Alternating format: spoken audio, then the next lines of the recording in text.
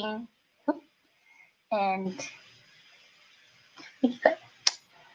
oh, all right. I think we're live.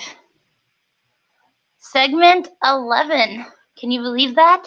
I can believe it, and I can't believe it. So we're like, yes. Yeah, I can believe it. it's nice to be close to Kansas City, to be getting close to Kansas City. Yeah, I think this will be a cool week, and you get to finish it with your family. So that's going to be exciting. Yes. If you guys who's watching, if you would leave in the comments where you're watching from, who you are, and where you're watching from, we love to see that. And any questions, put those in the comments too, and we'll try our best to answer those. And so, how was your week, Jenna? Oh, mine was good. Yeah. Mine was good. Not quite as exciting as yours was. Yeah, we had some rain this week. Yeah. Camper had a little leak, which is getting worked on right now. I'm obviously not in a camper right now. I'm in a hotel room provided for by the Smiths, and the camper's getting fixed, and then it'll be back in service for segment 11 or segment 12. Yes, yeah, but it was a good week. We got all the miles done, and we're just about done with our makeup miles, and I'm feeling good, and I'm super excited for Nathan and Gabby's segment. Me too. Both of them are awesome families that have been through a lot. So their stories tonight are going to be, really inspiring and a little heartbreaking, but at the same time, both of them are such amazing kids. So I'm excited to get to chat with them tonight. Real quick, before we introduce our families, I was just going to update everybody about where we are with our fundraising goal. So right now we're about 113,600, somewhere around there, which is pretty great since we're at the halfway mark. So we got the half of the run left now to hopefully get as close as we can to the 200,000. And so I'm just going to ask everybody to keep sharing and commenting and really just keep doing what you guys are doing. And any sponsors or media, please send our way. And then we're going to do the recap video of all the Warriors and Angels we honored and remembered last week. We're going to do that before we introduce the families. That way we can just have that done. And then we're going to hop right into letting the families tell their story. I think, here we go.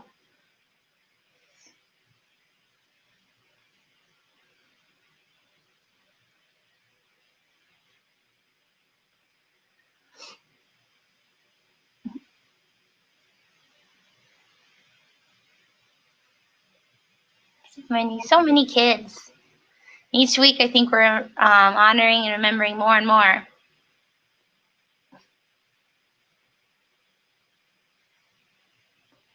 Do you have, Pete, any quick story to tell everybody before we get to the families? No, I don't. Just seeing the cards again and their names and their faces again. It's sometimes they really invoke quite an emotional response, and a lot of young ones this week, I feel. Yeah. A lot of little ones. Yeah, Jackson was his forever 50 days. 50 days? Yeah. That's just a hard number to even write when we were making his card. I know. It's hard to write that number down because 50 days, that's... We're shocked when we read them. When I read them for the first time, I don't pre-read them the night before. I read them right for the first time when the crew hands me the card to read, and sometimes there's a pause before we actually read them and record them. Because, like you said, 50 days. I know. It's not a number I hear, except when I'm reading some of these cards. Yeah. A lot of stories, a lot of kids, a lot of heartbreaking numbers. But I think a lot of people just don't realize how little like babies are just literally born with cancer. And I just don't understand that. I don't know. So much we don't understand. That is why this run's happening too. Hopefully to bring more awareness, more research, more funding. It's kind of the only way we're ever going to get those answers. Yeah, I know it's doing that. Definitely. All right. Well, should we get to Gabby's family? Absolutely. I'm dying to hear from both families tonight. All right. Well, we're going to start with Gabby's family, Lisa. Hi. And Frank and Gabby are in the background there. There they are. Gabby's dad, and then of course Gabby and Gabby's dog. I see some ears. Oh yeah, we got the whole gang here. Aww. Well, hey, thank you guys for being here. Of course. Yeah. Joining us. Yeah, this is an exciting week. We got Gabby's family and Nathan's family, and then I'm just going to start out asking you just to tell us Gabby's story, just kind of from the beginning, and then the middle, and then kind of where she's at now. Yeah. So Gabby, up until her diagnosis, was at a daycare. Me and my husband both worked full time. And just before her second birthday, one of the teachers, when I went to pick up Gabby, mentioned that as she was changing her diaper, she noticed just on the side there was a hard spot that she felt. And she said, I don't know what it is, but it's just something that I noticed. And honestly, we hadn't noticed it, or even once we knew about it, we didn't ever suspect cancer. But I took her to her pediatrician, thinking like perhaps it was constipation or something minor like that, because she was in no pain. She was completely healthy otherwise. And immediately after we saw the doctor and they examined her, they told us that they felt like her liver was enlarged and that they were sending us to ER that night to investigate why. And even at that point, like, we knew that the doctor was concerned, but we didn't know like what the concern was. And then after a couple of hours in ER, they did some scans and ultrasounds, and then the ER doctor came in and told us that they had found a mass on one of the scans, and that we would be admitted that night to the oncology floor. Sorry. No, it's okay. I understand. I totally. So, like, I hadn't even been home yet. I brought her right from daycare to her pediatrician's office. So it was a very abrupt change to her life. And of course. And so it took a couple days for them to officially diagnose her with neuroblastoma. We knew that it was a type of cancer. They thought maybe Wilms tumor, maybe a neuroblastoma. And so after they were able to do the biopsy, they placed her central line at the same time, and we just immediately jumped into treatment right after that. And then we started out on a clinical trial that combined the normal protocol, but then added in, sorry, they added in an additional like targeted drug. So they did a genetic screening on the tumor itself to find what they could target.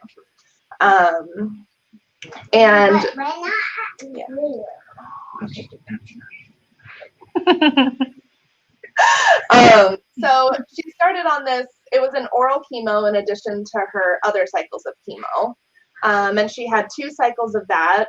And after the second cycle, we had to stop it because her body wasn't recovering. She was hospitalized and had a 0 ANC for almost a month and with no recovery. And she was very sick, and she wasn't eating. She had mucositis and on a pain pump the whole time. And while we were there, it delayed our surgery because we weren't able to get out of the hospital to even fly to New York, which is where we were having our surgery.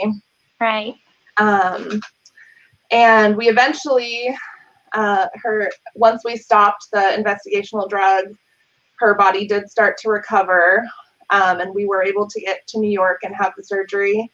But when we got back, our doctors told us, like, on the scans, there was no change. Right. The only thing, the chemotherapy didn't shrink it, it didn't kill it. Everything was still lighting up, everything was still the same. And before the surgery is usually when they hope to see like a good response. So that was a little crushing to find out. Definitely. And so at that point, we knew that because she had her first surgery was her primary tumor, which was in her abdomen. They took out her kidney as well. And then they also did her right lung at the same time, but they couldn't access the left lung at the same time. So we flew back for a second surgery where he removed 10 more tumors from her left lung, along with her 8th rib on her left side that was, it was cracked and like completely engulfed in tumor. And Oh my goodness. and we didn't realize until after it was removed how much pain and discomfort the cracked and broken rib was causing her, because she was complaining of pain on that side for a long time, and nobody could figure out like what was causing the pain on that side. And then once we removed that rib, all the complaints stopped. So I think it was that broken rib causing her a lot of pain. And so we weren't able to continue on with our treatment protocol because she still had cancer, like from her head to toes. The only thing that had helped so far was the surgery to remove the tumors, but she still had bone lesions on her skull, ribs, spine, pelvis, pretty much everywhere. And they were very stubborn and they weren't budging with treatment. So we kind of jumped off our standard protocol for a little while and decided to do like a relapsed refractory protocol to try to clear some of the bony disease. And we did 4 cycles of that, hoping that that was going to be what cleared her, and still nothing. So, but the positive in all of it was there were no new spots. It never grew. That's definitely positive. It was a huge positive, and that was something that we just kind of clung to the whole time, is like, if it, like, I think we caught it, like it had already spread, but like as soon as treatment started, I think it like stopped the continuation of the spread and the growth.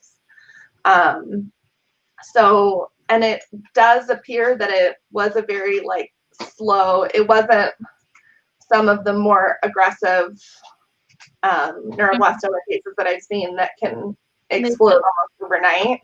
Right. So we felt like we had time to like make these careful choices and figure out what we were going to do, but we wanted to for sure like continue treatment and figure out what was going to work for her. So we tried that, chemoimmunotherapy, that didn't do anything. And then finally, after probably 6 months of us asking for a PET scan and being told no, our team finally decided that they were going to let us do the PET scan, because she had been stable for so long and we've seen no changes in the other scans. Right. And we just felt like the PET scan was going to give us more information that would help us. So we got that, and that was a huge relief to see that the majority of the bone disease that she had left in her body was inactive. So that could mean that the cancer cells matured into just normal tissue cells.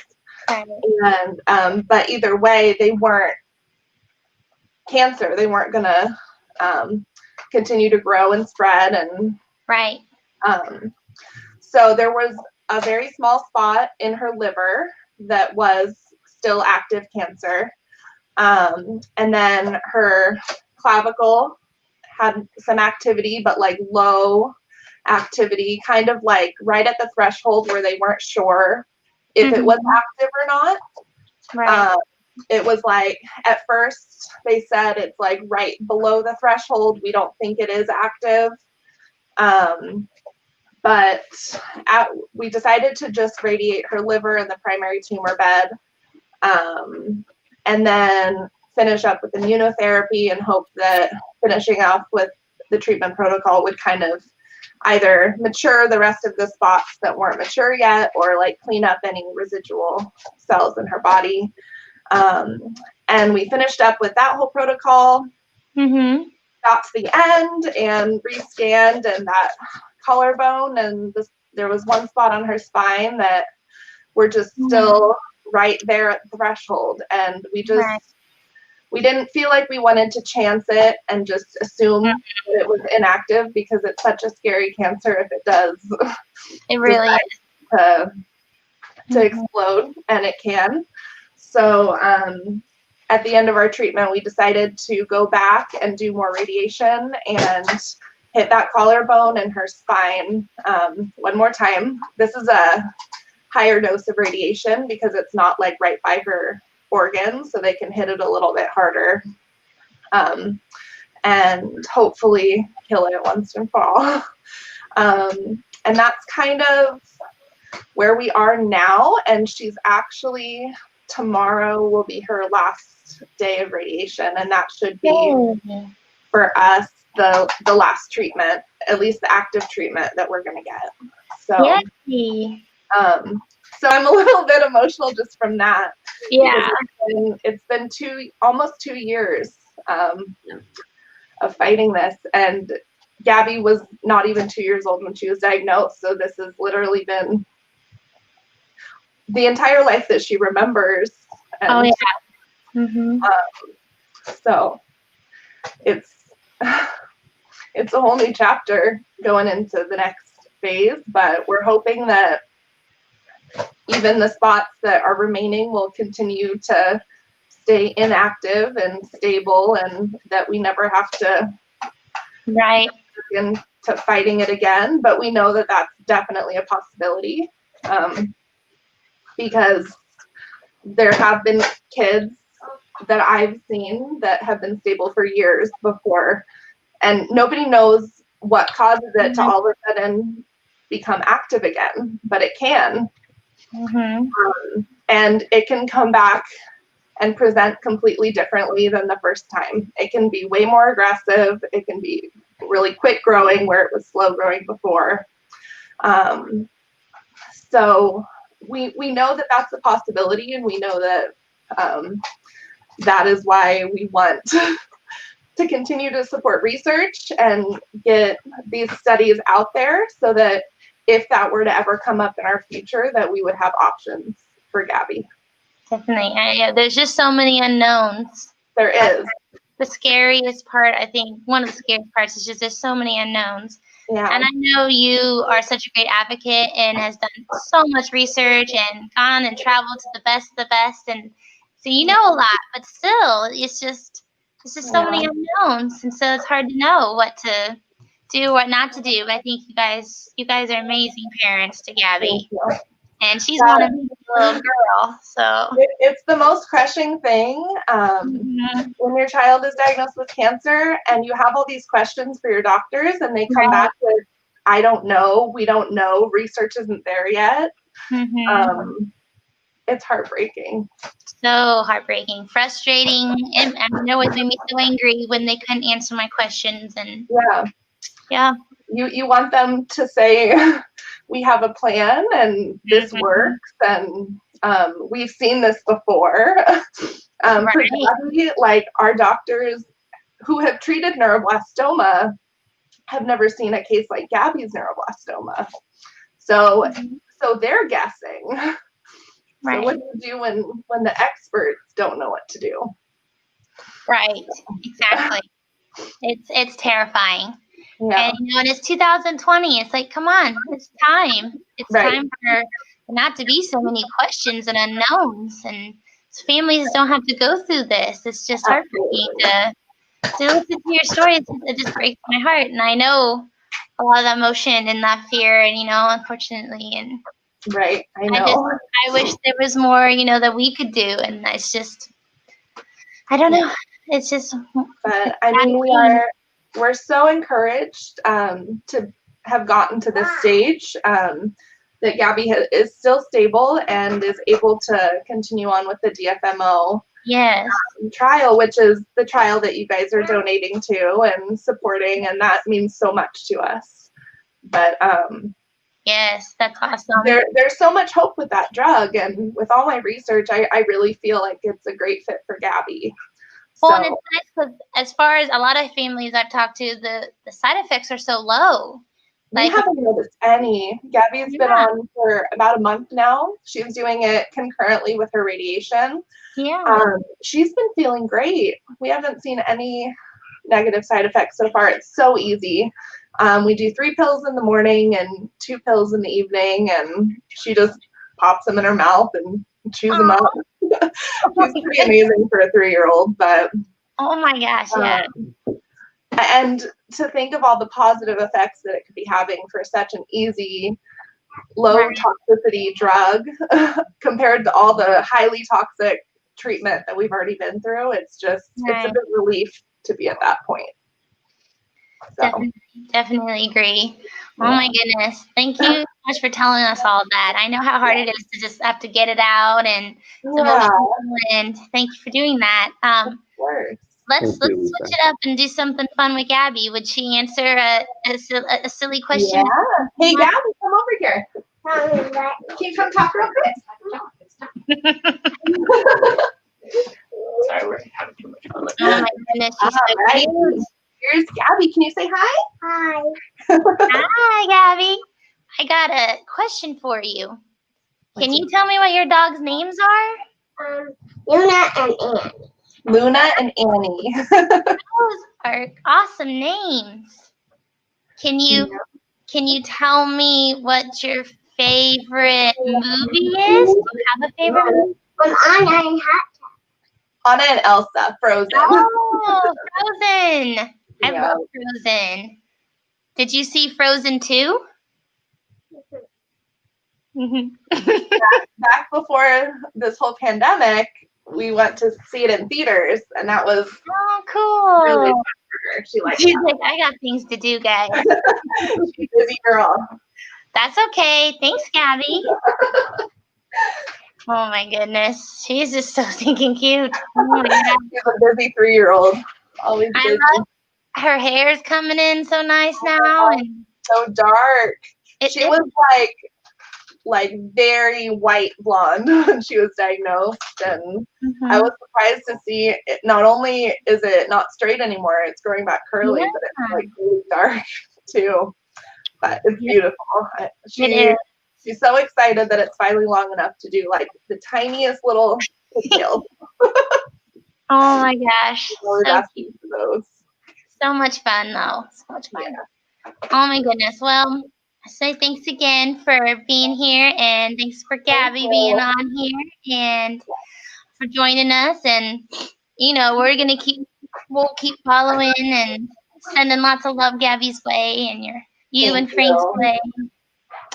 Thank you. Thank you so much. And you guys are amazing. And Peter, you are incredible. I can't believe you're doing what you are doing. Yes. That's so impressive in so many ways. Very, very grateful.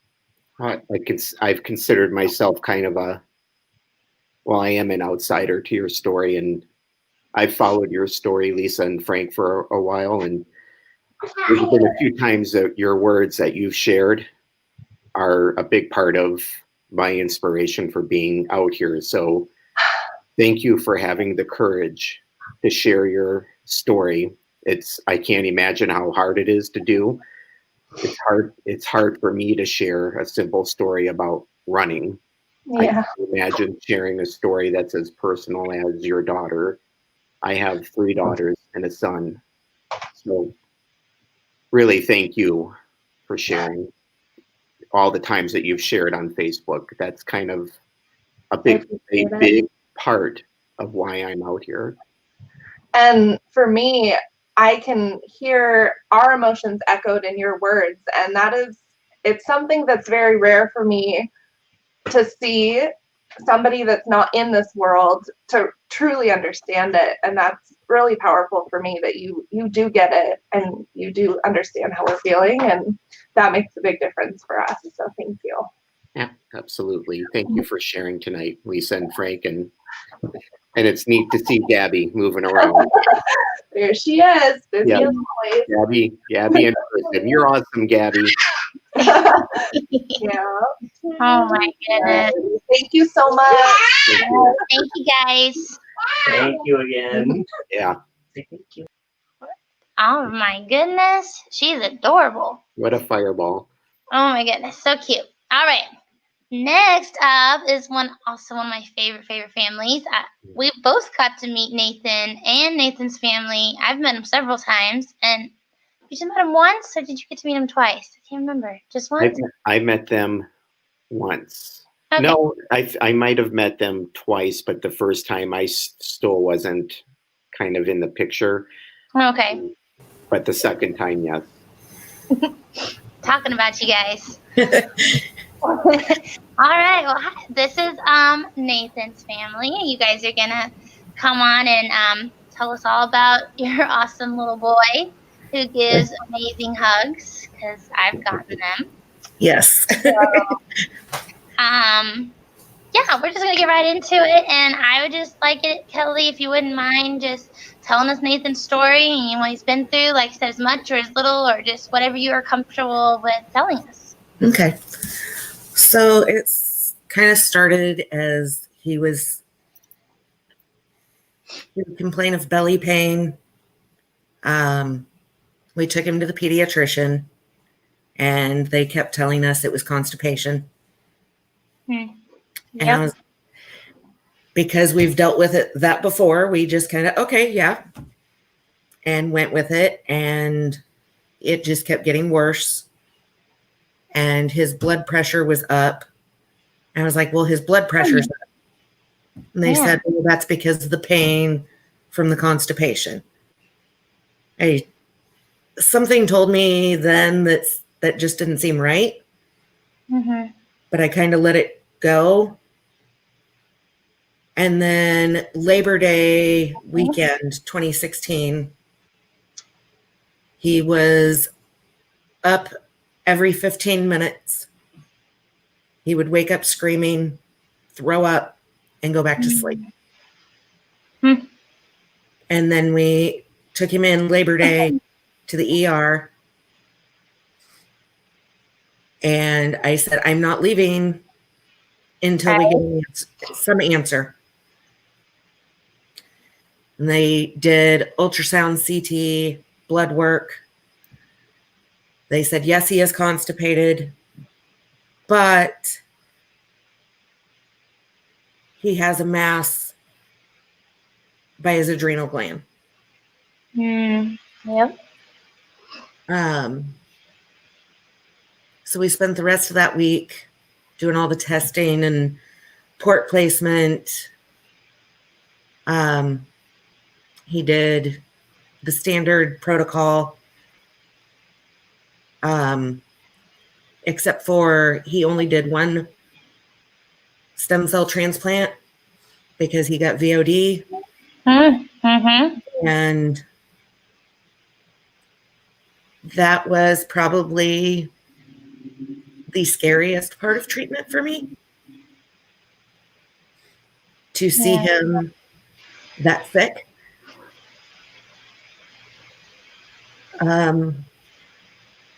Scott was on the road, and I called him and told him he needed to come home. Mm-hmm. It's terrifying. It is. Mm-hmm. He relapsed in December of 2017. And then again in January of 2019, we did MIBG therapy in Texas. And 2 rounds of MIBG therapy in Texas. And then in September of 2019, he relapsed again. And as of January this year, he is NED.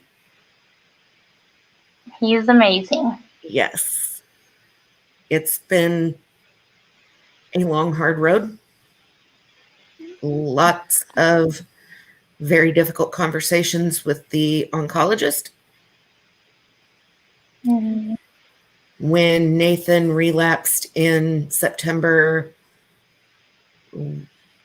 we were told that the chances of Nathan beating this for good are very slim. And he has an 80% chance of relapsing. Right.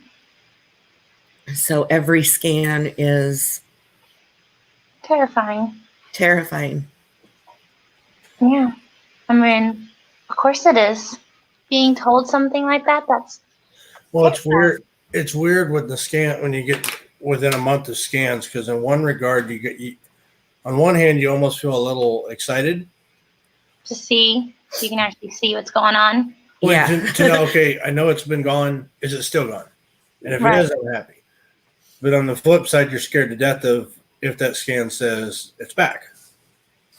Right. Right.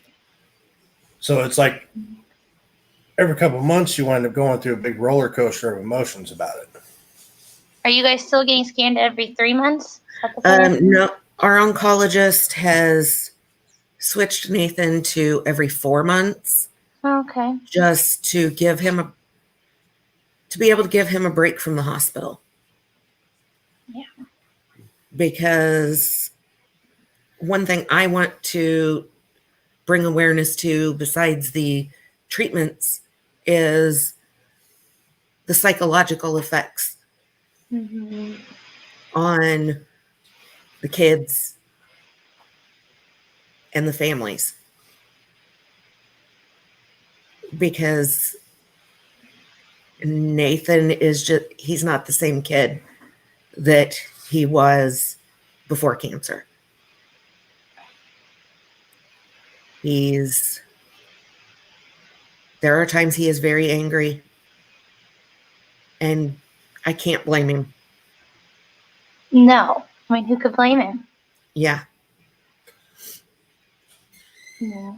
And a lot of this is kind of like when your kid gets diagnosed with cancer and it's a pretty severe one, then you go through it several times. It's like we said, we've been through this 4 different occurrences with them here.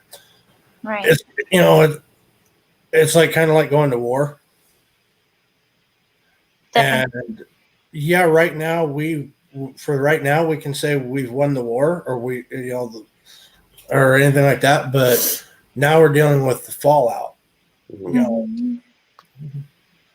of damage done, during the war. Definitely.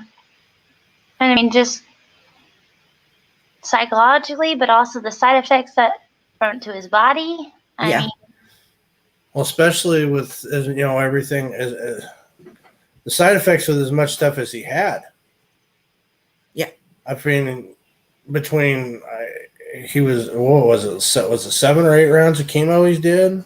Well, he did 6 initial rounds of chemo, mhm. and he's done countless chemos in addition to in combination with antibody. Right. So he's probably had around 12 different times of getting chemo, and he's around 18, 19 times of antibody. Yeah. That's a lot of times. Wow. And then there's the high, the high dose chemo from the That stem stuff. cell transplant and the high dose radiation with the MIBG. Mm-hmm. that's probably That's like full body radiation. Yes. that was probably the scariest one, because when you look at, he's gone through double digits amounts of chemo, double digits amount of immunotherapy, and all these radiation treatments that he had here. And they say, well, it's back and it's bad enough. Well, what you need isn't available here. You got to drive 10 hours to go get it. Right. Yeah, you guys had to travel. Yes. That's that takes weighs a lot on the mind.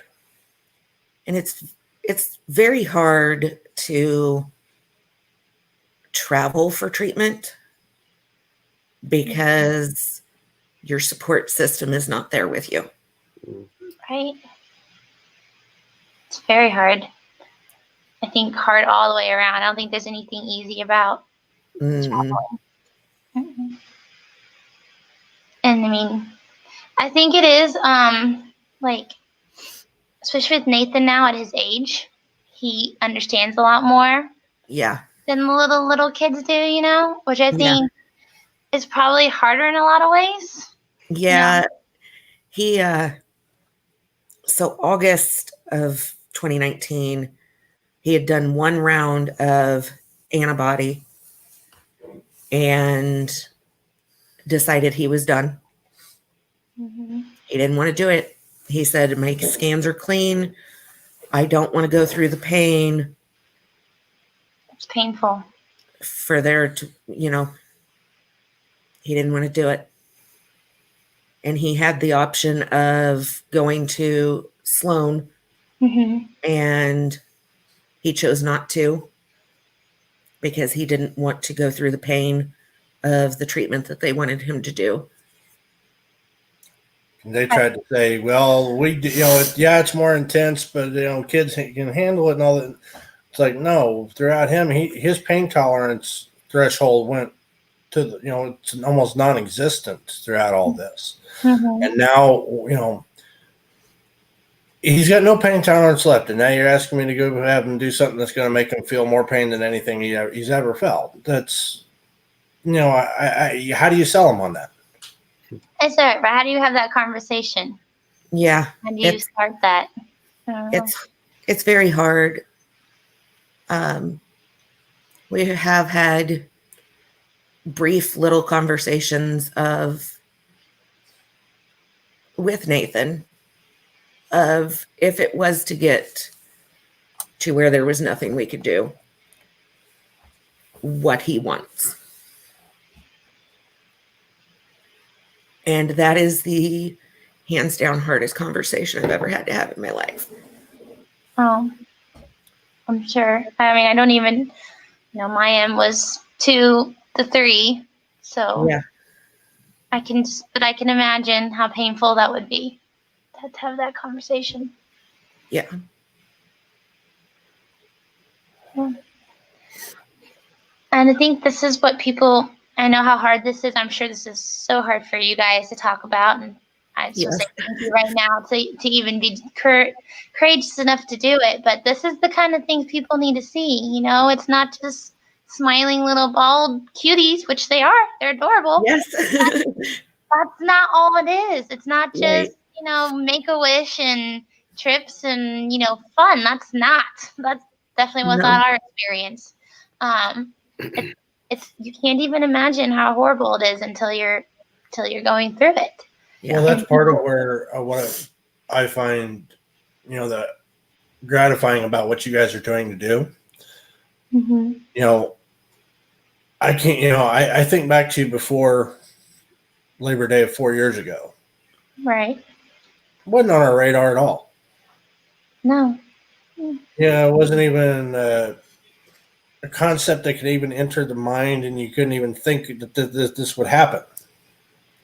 And you hear of it, when it's almost like you're hearing about things that happen in faraway lands that that doesn't happen in here. But clearly it does. It does and did. And it was extremely eye-opening. Yes, and that's what I think people also need to realize. It's not as rare as people would like to think. I mean, I wish it was as rare as people think it is, but it's really not. Mm-mm. Once you get into this world, you realize how not rare and how scary it is. And I think I saw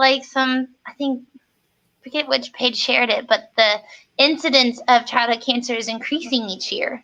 Yeah. It's not getting more rare, it's just getting more common. And I Mhm. don't think anyone knows why, because nobody has those answers. Nobody knows why in the first place. Why did Nathan get cancer to begin with? Why did my Emery get cancer?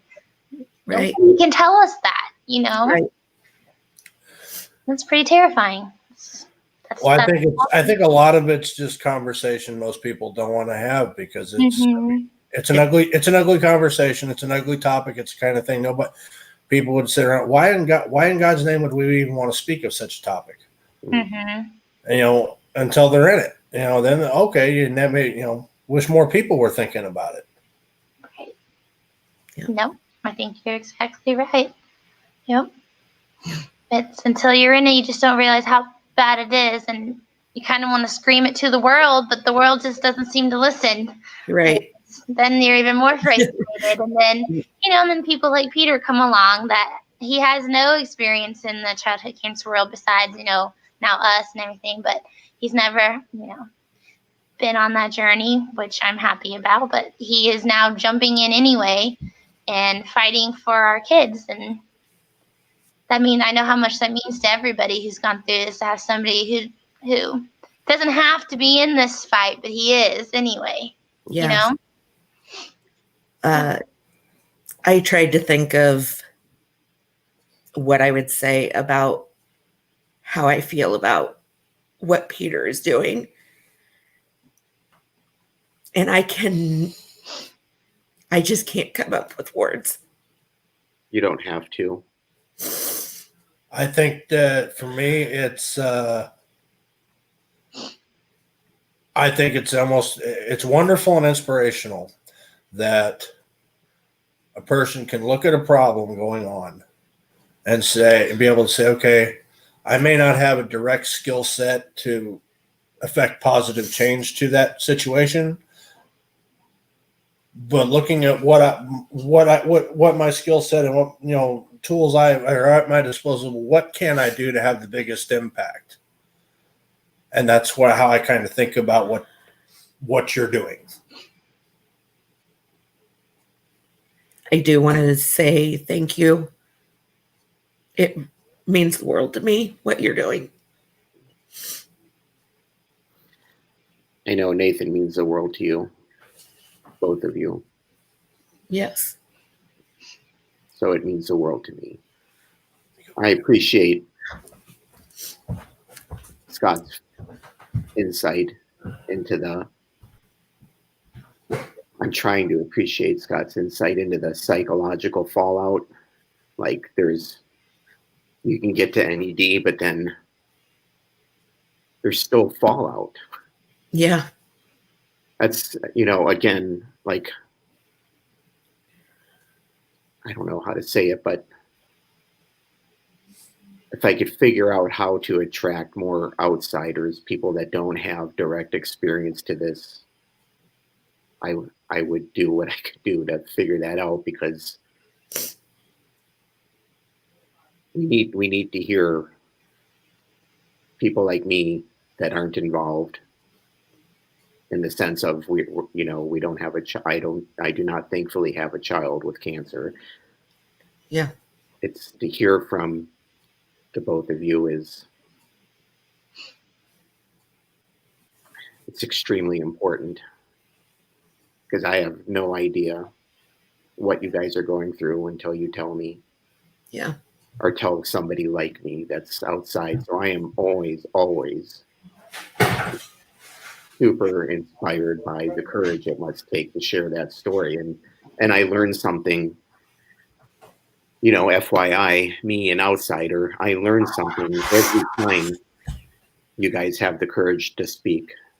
And Yeah. there's things that I'm incapable of thinking about, because why would I think about it, I guess? Yeah. Yeah. So the things that both of you, and especially from a dad's perspective, I really appreciate hearing the dads as well. Very insightful. Definitely.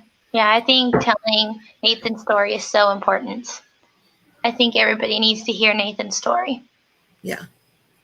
So I really do. I really am so thankful you guys joined us tonight.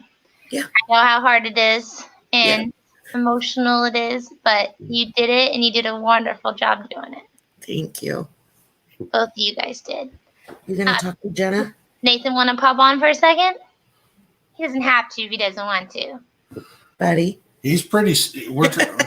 He said he wanted to earlier. He's pretty sleepy. He's been back to school last week, and the whole week of school. Where's the guy out? He's used to having things physically wear him out. Yeah. But a solid week of school, that's mentally exhausting. He's not used to that. No. Well, and he hasn't completed a whole year of school since kindergarten Yeah. because of treatment. Right. This is kind of new. I mean, really, it's pretty new.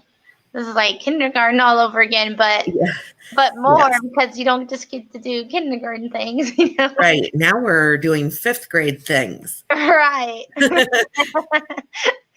Well, he definitely does not don't feel like he needs to hop on at all. I know he's there and he can hear us, and He's over here snoring. hopefully we'll get to see him on Saturday. Yeah. That'll be cool. Get to actually see you guys in person. We'll get to hug you and be, socially distant, but we'll wear our masks and be safe, but still get to actually see you in person. And that's gonna be. I'm excited to see you guys. I really am. I don't know if I will be there Okay. because I have to work Friday night. Yeah. So Grandpa might be there with Kelly and Nathan in my place. Cool. Grandpa's been knee deep in all this for 4 years too. So Yeah. there was a lot of it where there's times he spent more time at the hospital than me because he had time. He could get away from work to do it, and I couldn't. Right. That's I mean, been the biggest challenge throughout all this or one of the biggest, is trying to keep employed throughout all this. I can imagine. And that's like a whole other conversation that people don't even realize is the financial side. Yeah. Oh my goodness. Yeah. I mean, parents still have to work. You can't just, at least one. That's what we did. I quit my job, but my husband still had to work. And it's a lot of stress. I will say that's one thing throughout all this, whether it was Jenna or a few of the other people like Jenna that we've met through the last several years throughout all this. Right. The one positive thing I can say, best positive thing I can say throughout all this is it has been very nice to, the gestures and help and all that stuff, that's all great. But it's been nice to have met people to kind of restore some faith in the human race. At times, you start thinking it's like God you start thinking the worst of people, and then because that's all you see. Yeah. It's all you see on the media, that's for sure. Yes. Yeah. No, I'm glad we were able to be there for you guys, and we still are, Yeah. Never be afraid to reach out to us. Yeah. So, Nathan's, I hope Nathan's fight is over. That's always going to be my hope. But I know he's going through scans and still going through a lot of things emotionally and stuff. So, never be afraid to reach out to us. Yeah. All right, guys. Well, we're running a little late, but I knew we would tonight. And that's okay. I want to let you guys go because it's a Sunday night. And Nathan obviously needs You going to say hi? Oh. Hey. Real quick say hi real quick. No.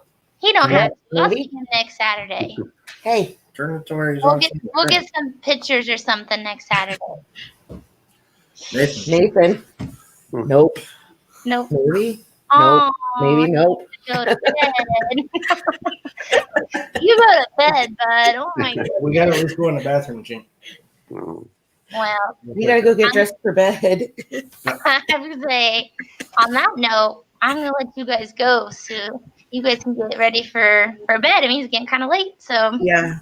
thank you again for joining, and we'll see you next Saturday. Yes. Can't wait. bye. Bye. Bye. All right. I think we must be finishing this up. All right. That was emotional. I know that's got to. It seems like that's got to be so hard sometimes, but it's so. I wish we didn't have to hear from parents every Right. weekend. That there was no story to tell, but there is, and Definitely. as long as there is a story, it'd be good to hear their stories every weekend if we could. I know that's not possible, but No, I think was. sharing their stories is really, really important. It puts a incredible. face to tragedy. It puts a face. They're not statistics. They're families. They're real people Right. going through the same thing we all are, but a lot A lot more. more. Yeah. Exactly. Oh my goodness. That was emotional. But needed. I think that's really what is what needed. Yeah. Yes. All right. Well, I Well, don't see any questions in the I don't think so comment section, so I think we'll just say goodnight. okay, Jenna, good night. All right. See you soon. Yes.